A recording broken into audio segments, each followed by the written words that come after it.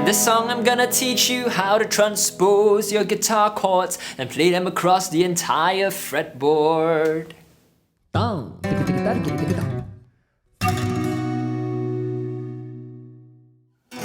So, if you want to play chords across the entire fretboard and learn how to transpose them, you first need to know the 5 essential open chord positions, okay? So I've covered them in depth in this video over here, but let's just go through it. It's really easy, you probably already know them. Alright, so the 5 chords spell out the acronym CAGED. C-A-G-E-D. And we're going to play them through in the major chords. So C major, A major, G major, E major, and finally D major.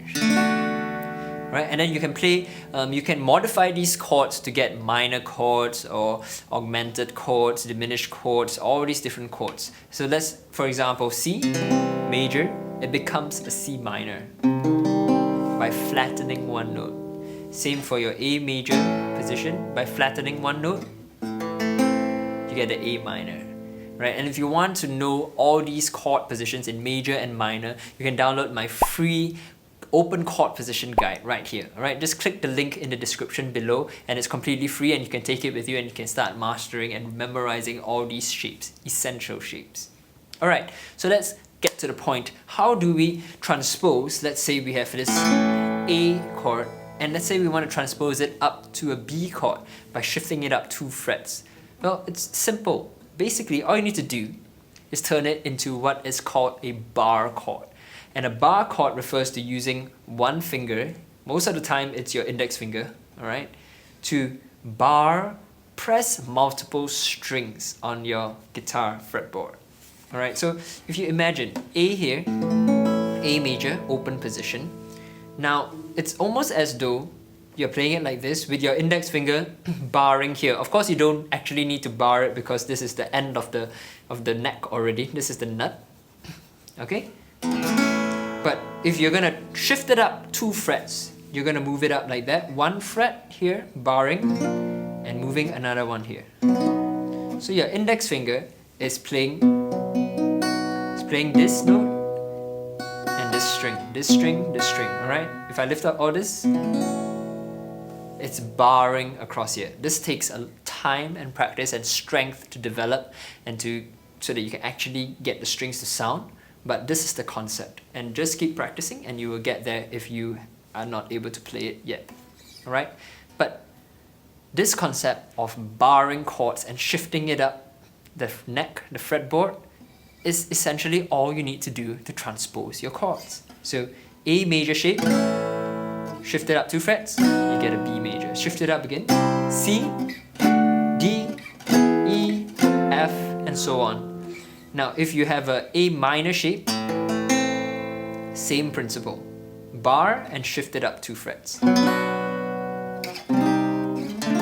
It's a minor chord, no matter where you shift it, just that the pitch changes. Alright, so you have C minor here, D minor, E minor. So that was in the A position. Let's quickly cover the other positions. So let's talk about the E position. E major shape, same principle, let's move it up. This is on the 3rd fret, where you're barring the 3rd fret, this is a G major chord. And you can alter it here. A minor, A major, A minor. Alright? Now, for the easiest to play are those 2 that we just covered, alright? The A position and the E position. These are the most fundamental chord shapes that you'll be using most of the time. The second one that you probably use less than the A and the E shape, but also quite a lot, is your C position. Alright, so C, how you're going to bar it, you have to change the fingering so that you free up your index finger to bar. And let's go shift it up to D. Okay, so this is now D major in using the C shape. And you notice that I'm only using my index finger to bar the highest 3 strings here. E. So based on where your root is. And for G, let's go to the G shape. This one's a little bit tricky to play. So if you're going to shift it up 2 frets, you have to use your index finger to bar here, like that. Alright? Very seldomly we play it like this. In fact, I never play it in this way, not with the little finger up here, but instead I change my fingering like this, little finger on the root, followed by my ring finger, and then I just bar the remaining strings and I just play the lowest 4 strings. It's a lot more accessible.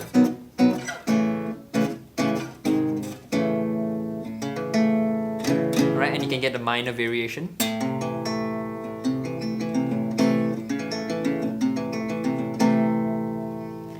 And now for the final shape, that is your D shape. Again, you want to free up your index finger so that you can bar. So let's change our fingering up, like that. And now we have a free index finger and we can shift it up. Let's say we shift it up 2 frets. For this position, you technically don't need to bar because the highest 3 strings are already fretted. So you just need to press on the 4th string here.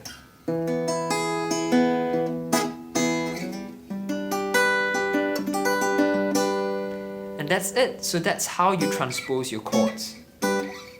So you have 5 different shapes that you can move around and get any chord that you want. So remember, you need to master these shapes first. So check out this free open chord position guide, right? Open chord position guide. And you can download it and then start working on it. But let me show you the magic of being able to transpose these 5 shapes, okay?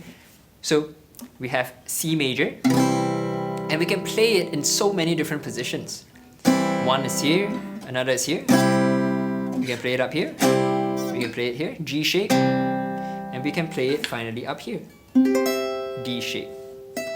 But it's all a C major chord.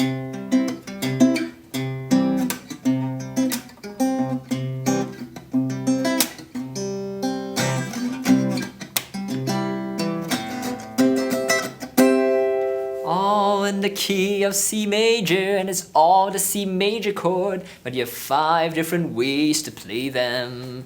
Alright, so let's say we're going to play a chord progression. We're going to start with a C, we're going to go to a G, we're going to go to an A minor, we're going to go to an F. So notice how I'm using the different chord shapes here. This is the A shape, and here is the E shape. Here's the G minor shape, and here's the D shape.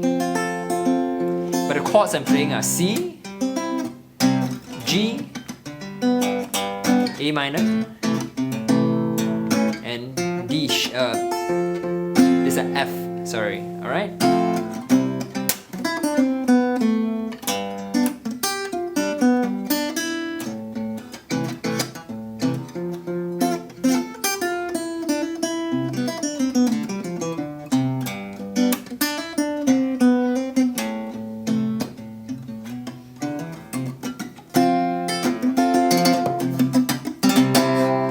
So you have the flexibility to do all this kind of thing. You can play that same chord progression up here.